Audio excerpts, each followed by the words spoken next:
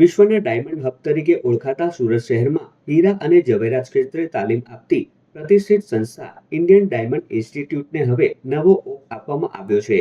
વર્ષ 1978 થી કાર્યરત આ સંસ્થાનું બિલ્ડિંગ સમય જતાં ઘણું જૂનું થઈ ગયું હતું।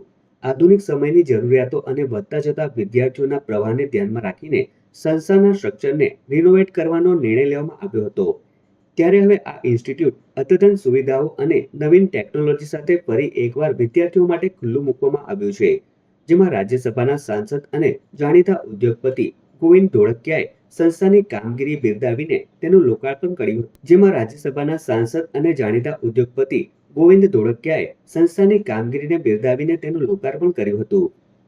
ઇન્ડિયન ડાયમંડ ઇન્સ્ટિટ્યૂટમાં અત્યારે દિનેશભાઈ નાવડિયા જે ચેરમેન તરીકે નવનિયુક્ત થયા અને એણે બહુ મહેનત કરી બધા જૂના ડાયમંડ વાળાને યાદ કરાવ્યું, ડોનેશન લઈ અને આખું ફરીથી આનું રિનોવેશન કરાવ્યું। આજે અમે આ બધું જોયું, જોઈને ખૂબ પ્રભાવિત થયા, આનંદિત થયા અને હવે આ જ્યારે રિનોવેશન થયું છે અને નવી દુનિયા આજની સાથે ટ્રેનિંગ સેન્ટર ચાલુ થયું છે, તો હવે દેશભરમાંથી ને વિદેશથી પણ અહીંયા સ્ટુડન્ટ આવે છે અને એનું ભાવિ બનાવશે અને બની રહ્યું છે। એ બદલ ખૂબ બધાને અભિનંદન, ધન્યવાદ। જય હિન્દ, જય ભારત, નમસ્તે।